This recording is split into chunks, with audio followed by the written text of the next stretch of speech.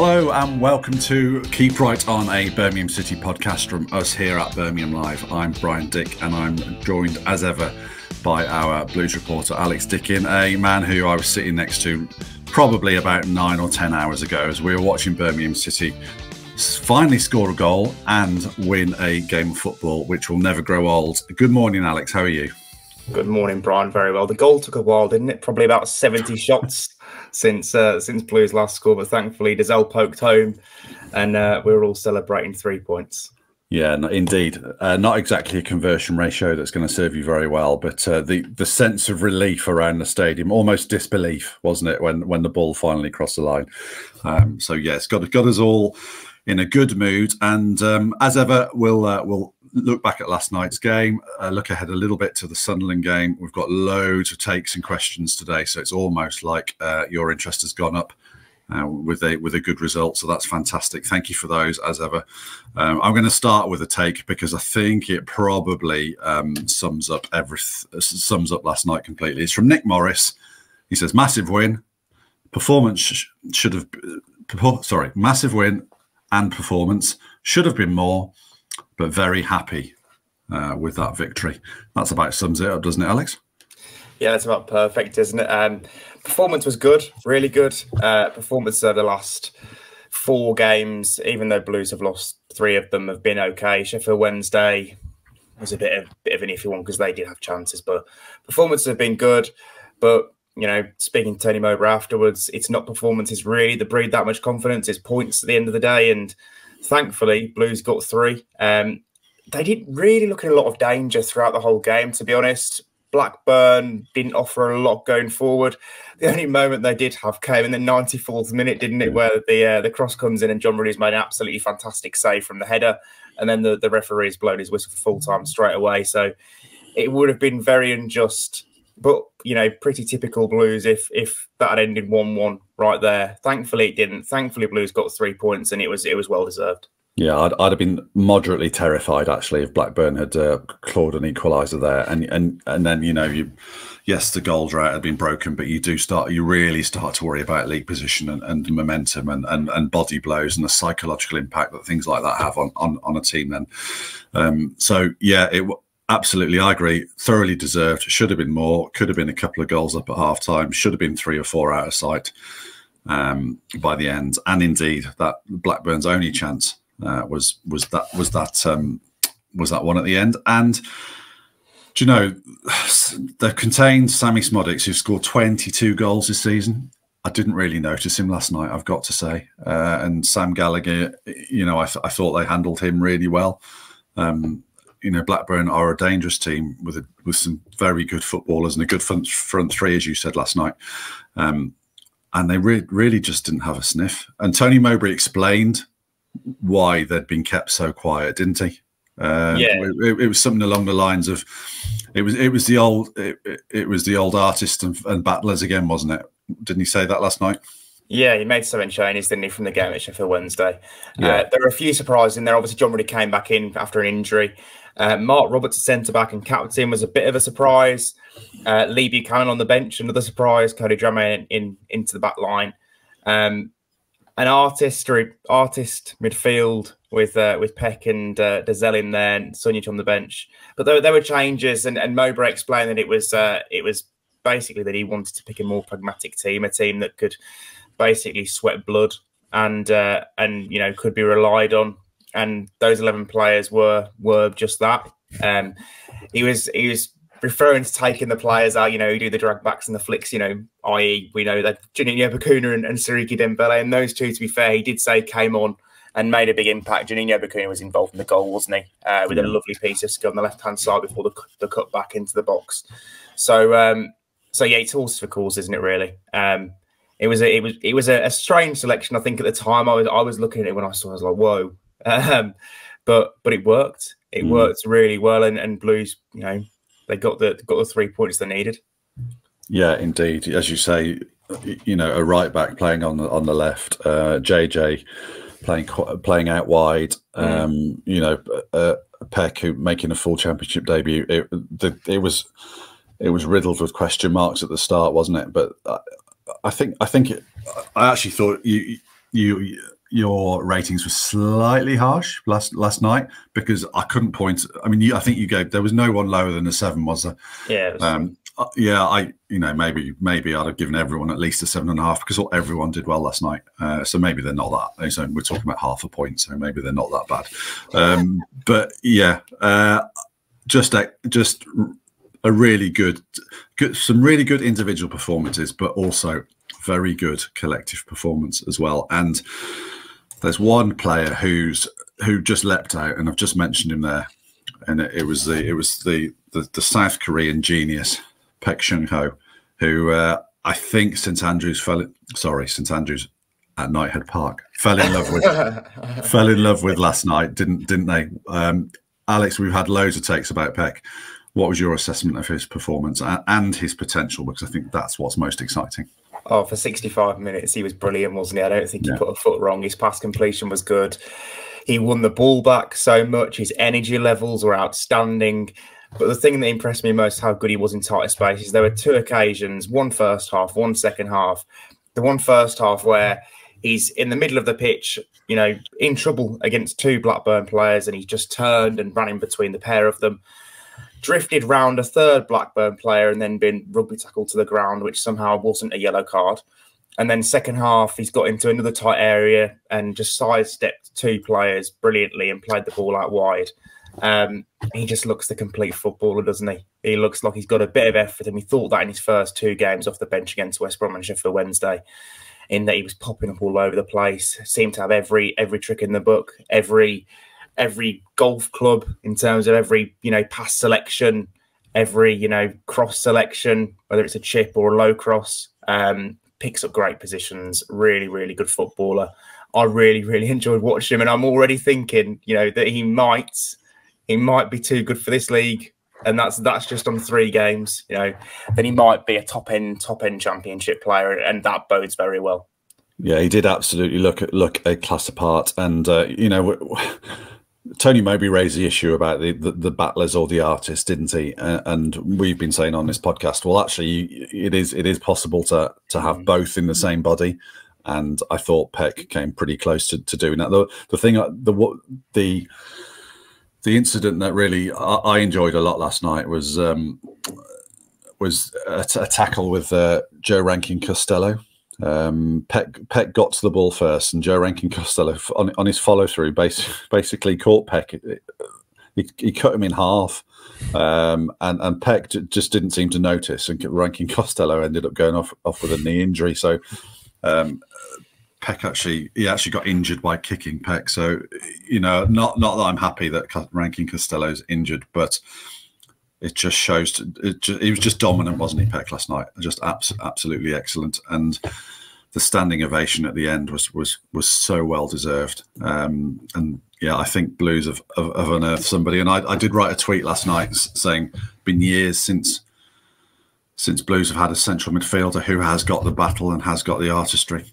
And I'm just trying to go back now. This is not it's not. I'm not saying these 2 are the same player, because they're not.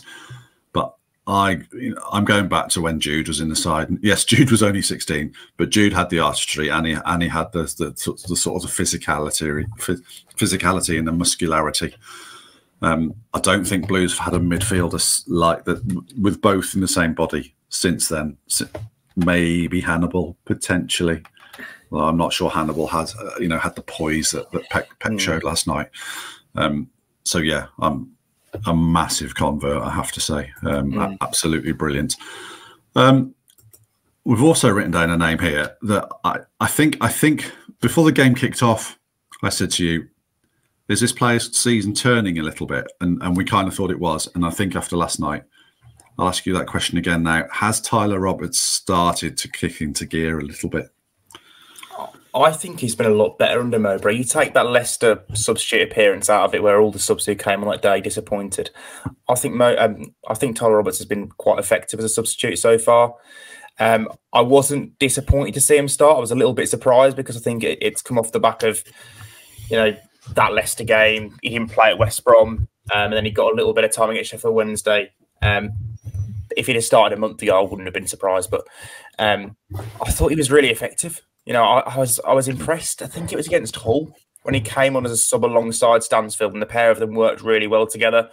I actually think Roberts improved. You know, when he slightly changed position when Bakuna and Dembele came on, and he was able to link up with them a little bit in the final 25, 30 minutes, whatever it was. But he was really effective. But we know Tyler Roberts is a good player in the Championship. You know, he played for Leeds, he got promoted.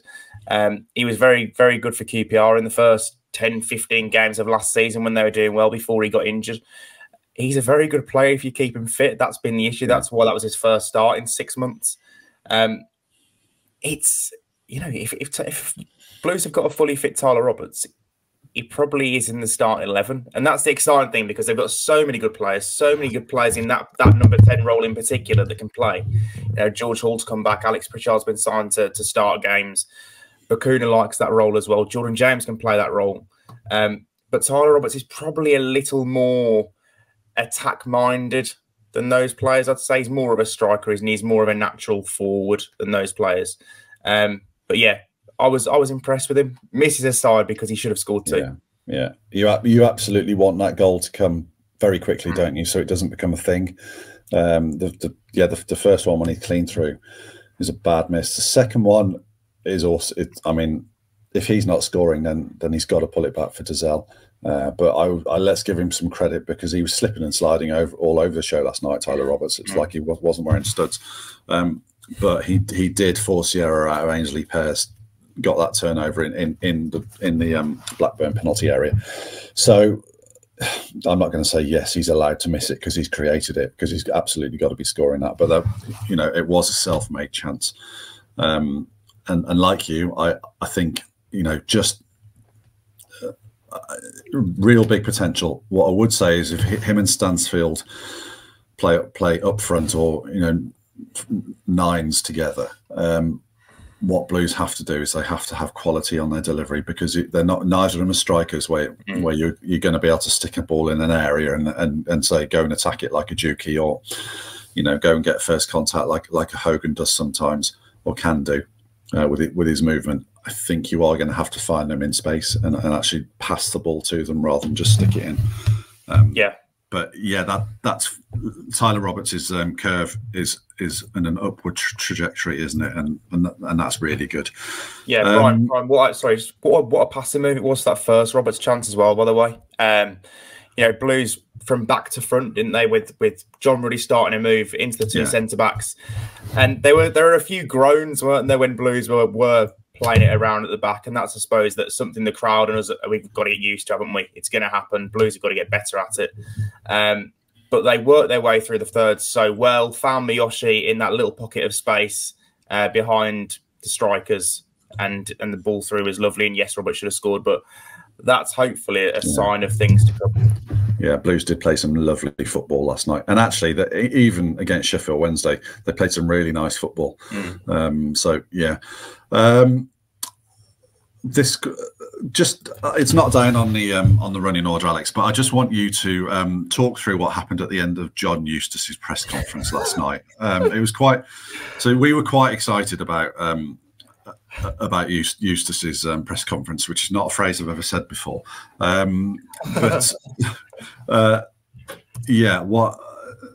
it was a first opportunity to speak to him since he'd left Blues, and I had a bit of a scratch away, didn't I, about what Gary Cook had said following his introductory press conference with Wayne Rooney. John gave us a little bit. He didn't give us a lot, but he gave us enough to say, Gary's entitled to his opinion. And then at the end, as he's walking out, what happened? Yeah, so I'm not. Yeah, the press room at St Andrews, St Andrews at United Park, sorry, is it's in the corner of the main stand, so people obviously walk past, and I guess some fans know it's the press room, and no managers might be doing their press conference in there. So fans open the door just as John Eustace is about to leave the press conference room, and shouted in, and I'm going to get the exact quote now. All the best, John. They should never have got rid of you.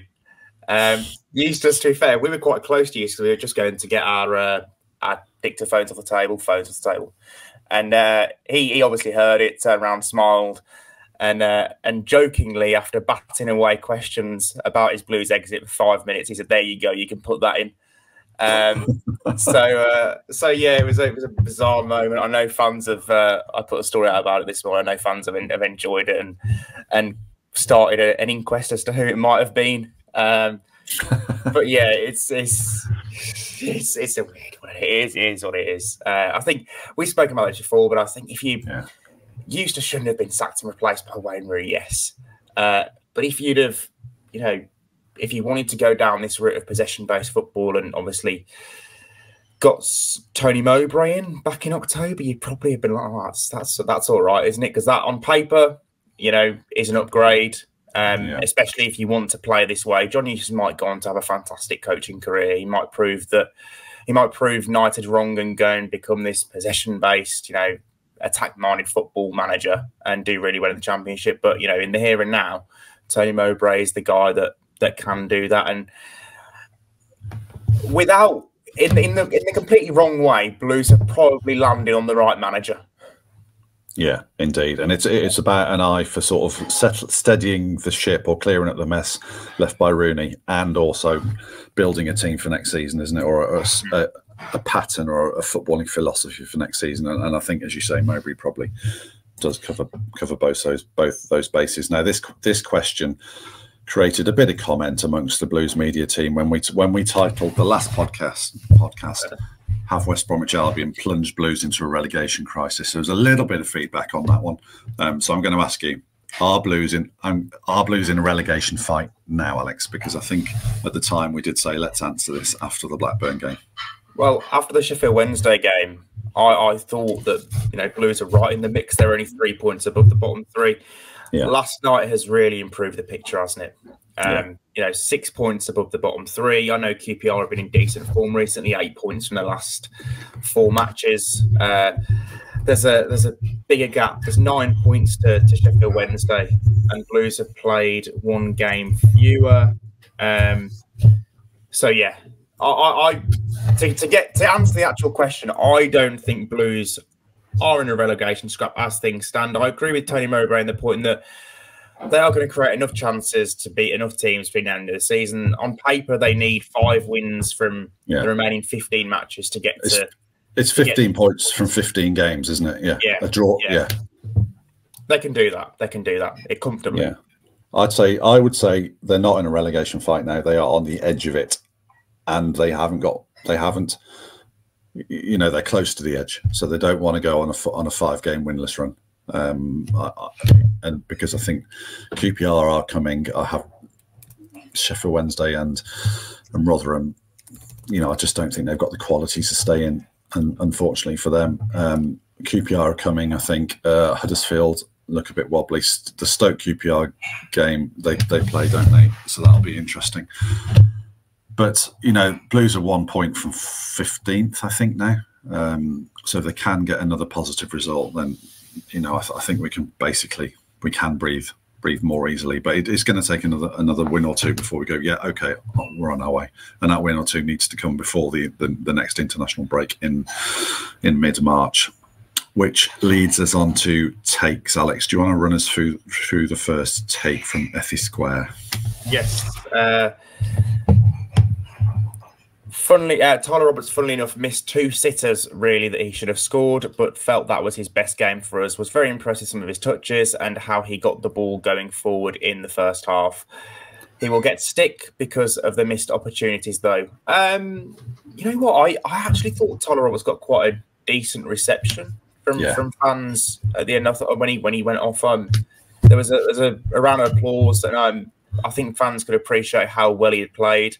He can't keep missing those chances. He won't stay in the team if he constantly misses those chances. But I thought he did well. To be honest, I thought he played quite well. It was. I was just going to say it's his best performance in a blue shirt, but he's not played many games, so he probably is. It was his best start since August, wasn't it?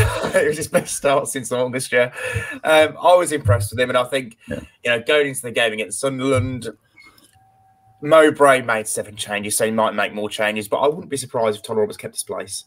Yeah, indeed. I liked him. I he showed good energy. His movement was good. His link-up play was good. He didn't lose the ball that often.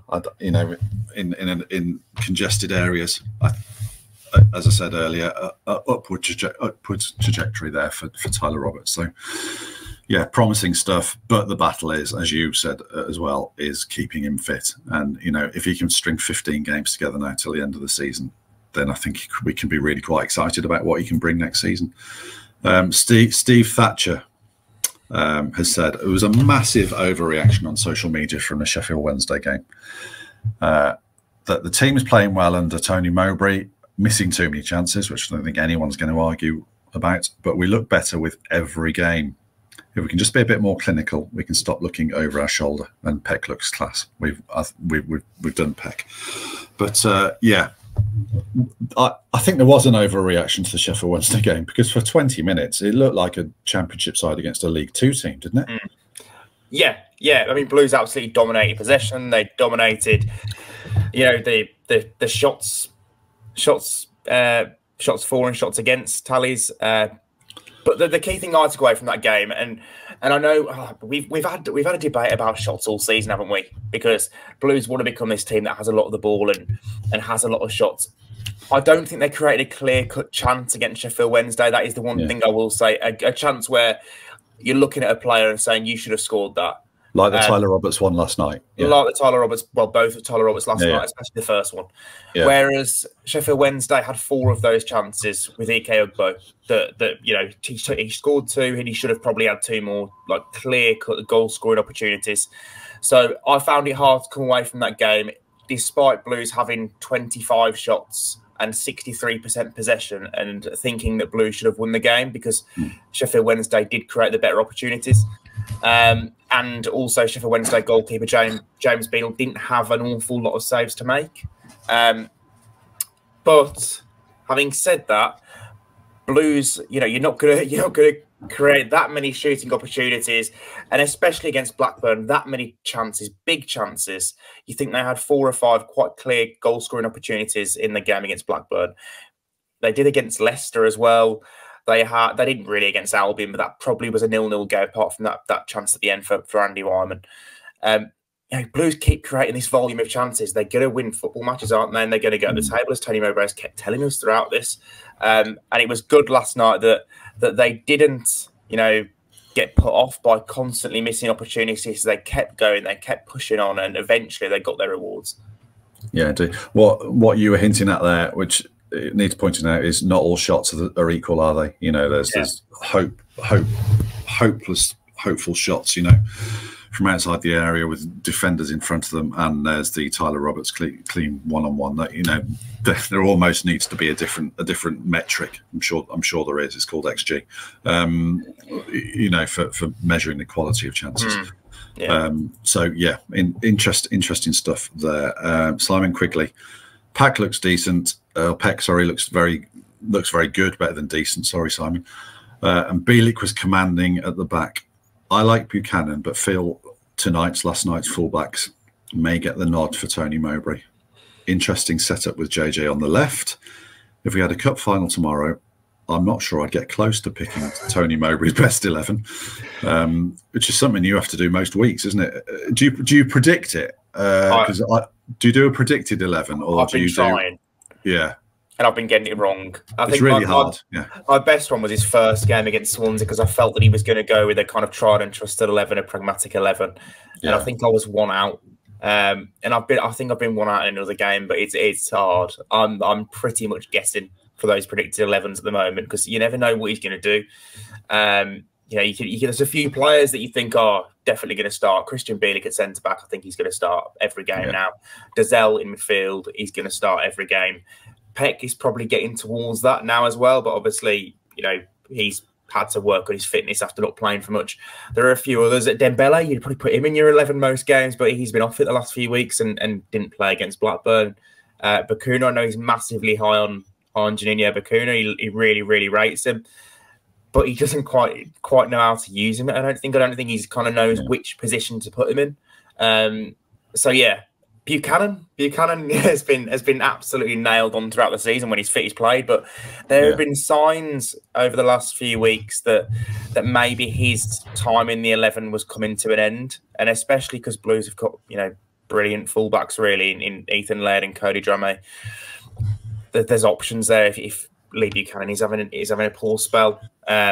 And I wasn't massively surprised to see those two play at fullback last night. I was surprised by the order that it was Laird at left back and Drameh at right back, because they've done it earlier this season, haven't they, where it was Laird at right back and Drameh at left back. But I think against West Brom, actually, Mowbray brought Janino Bacuna on and played him at right back and moved Laird over to left back. So he's obviously liked what he's seen from Laird at left back. And we know he's a brilliant player at this level and can play both positions. But yeah, I'm not massively surprised Buchanan has lost his place. It's probably just a consequence of players trying to adapt to the way Tony Mowbray wants. Some are going to do better in the beginning and some aren't. I think that is the explanation in a nutshell there. I spoke to Lee Buchanan after the Leicester game. I just asked him what Tony Mowbray had said to him, and he said he's trying to get him to play forward more. And I think that's key, isn't it? You can see, I mean, Laird needs no second invitation to get forward. Cody Drameh is actually pretty good, I think, as well. Probably better at getting forward than Buchanan is. So I think that's probably the reason why Mowbray's gone down that line of playing two right-footed fullbacks. The other part of Simon's take was JJ on the left. I thought that was an interesting wrinkle last night because it gave some physicality to the team, didn't it?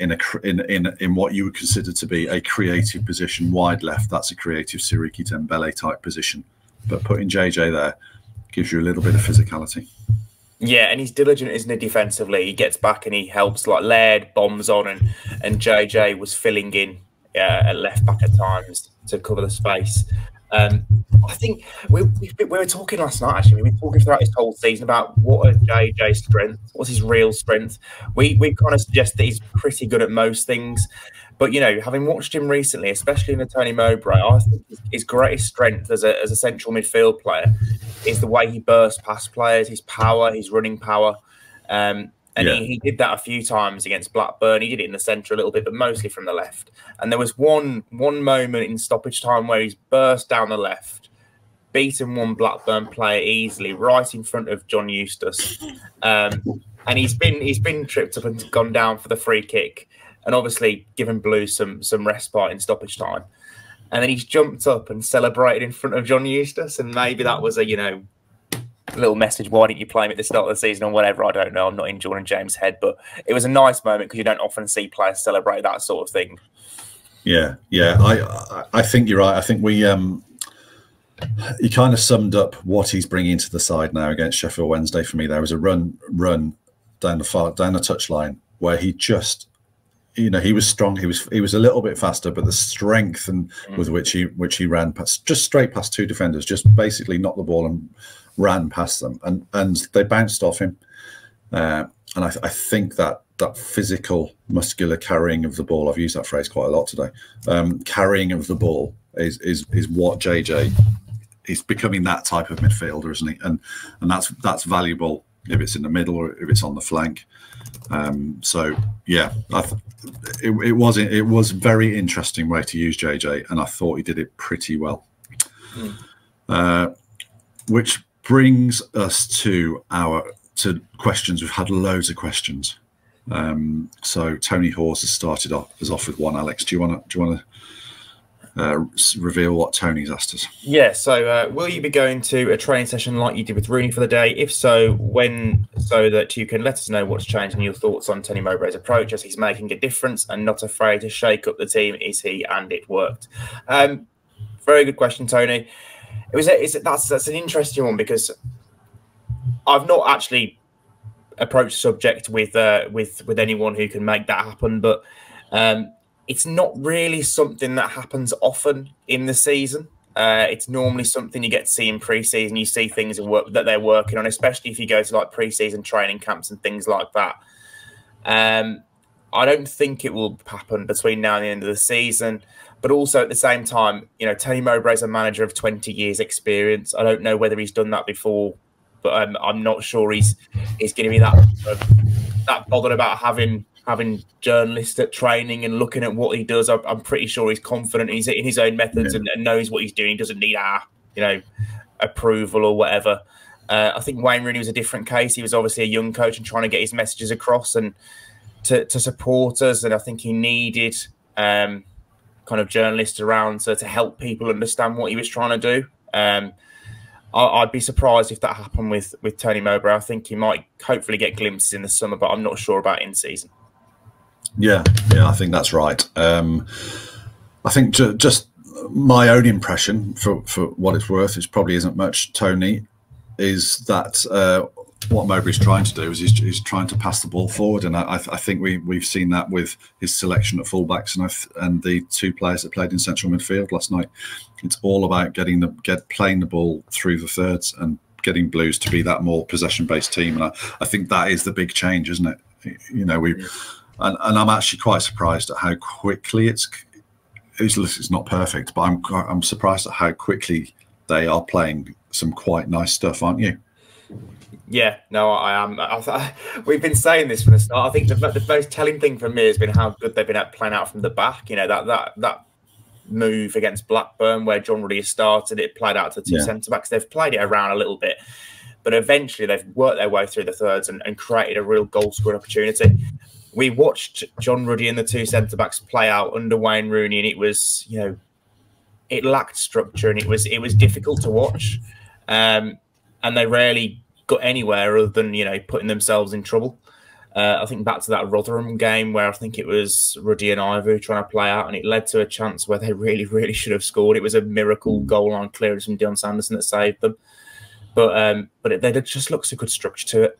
They look like players are taking up the right positions. They know where their next pass is. And it's been so much better. And I'm surprised he's been able to do that in little over a month.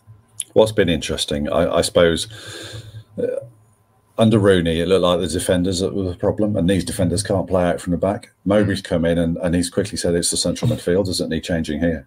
Yeah. Bought three central midfielders in the transfer window, and suddenly, you know, that, well, not suddenly, but you know, they are starting to make it look that little bit easier. So that's what an experienced manager gets you, doesn't it? You know, the identifying the right solution for the right problem. Yeah, interesting point, that, Tony. Thank you for that. Luke has asked us something a bit different for you both. Top 5 Blues loan players that you've fallen in love with, and we can't just go Stansfield 1 to 5. This is a question for me, Brian. This is one for you, surely. This is also a podcast on its own, but I will. Yeah. I'll do it. I'll do it now. I mean, is Stansfield in there? He might be. The top Burke in there. Just outside. The top one, and it just leapt instantly to mind, was Mikel Forsell when he came on loan in the early Premiership years. He came on loan twice, actually. That first loan spell was particularly effective. 19 goals in all competitions, and just a finishing genius. And there's a small part, well, actually, it's quite a big part of me that still dreams of the day Mikel Forsell comes back to manage Birmingham City. So, yeah, he's head and shoulders my favourite ever Blues loanee. Of the more recent ones, I really like John Terrell because of Blues had a team of roundheads, and John Terrell was a little bit of a cavalier. He brought that little bit of finesse to a fairly functional side. I'm talking about his first loan under Rowett rather than the one under Karanka, which was doomed to failure from the start, unfortunately. But yeah, it was a season 15-16, I think, when he scored eight championship goals, won everything in the at the end of season awards, and was a really good player. Scored an absolute Glenn Hoddle-esque one for the teenagers there. Goal against Ipswich where goalkeeper Thomas Kuszak, I think it was, lumped it forward. There was a flick on, and Terrell just volleyed it from 30 yards without the ball touching the ground. So yeah, Terrell's another one. And two of the very more recent ones. Hannibal was fun. He's the only player ever to call me fat in a press conference, which is probably true, but nonetheless still quite surprising to hear coming from a 19-year-old at the time in his second or third language. Yes, Tahith Chong as well. I really liked Tahith as a guy. I remember doing an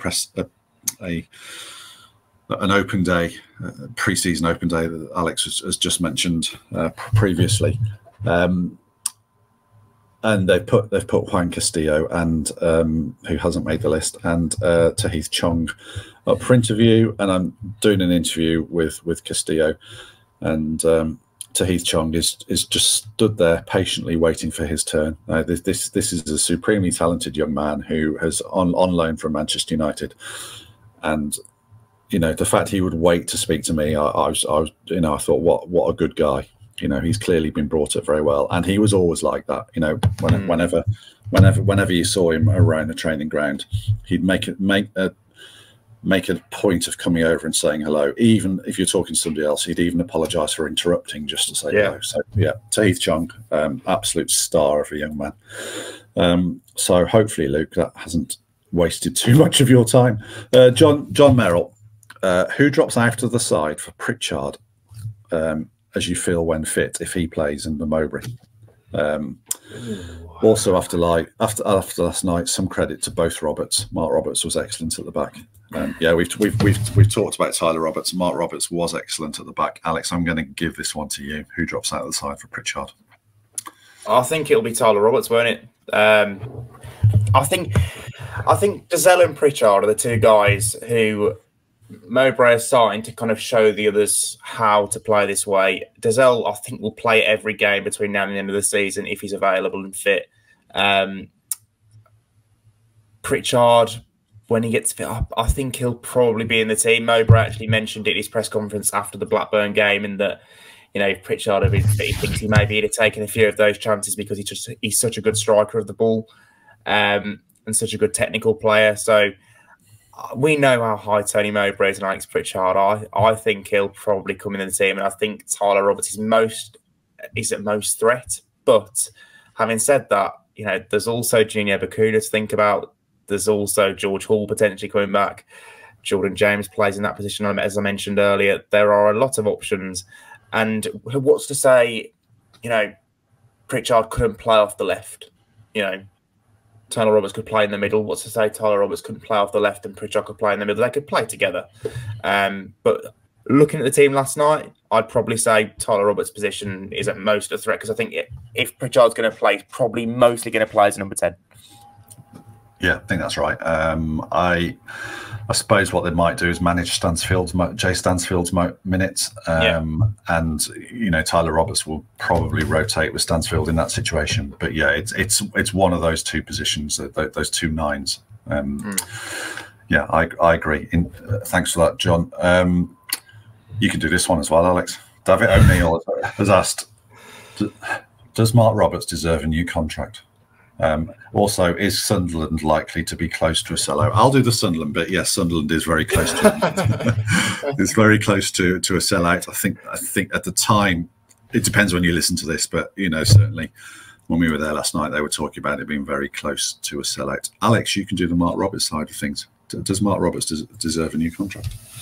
When Mark Roberts beamed one out of play trying to switch it in the first 10 minutes, I think the ball actually might have almost hit Tony Mowbray, who was sat about 10 rows beneath us in the press box. I thought, oh no, he's gonna do that a few times, and fans are gonna get frustrated with him, and it's not going to go well. But he actually played really well. He defended Blues box really, really well.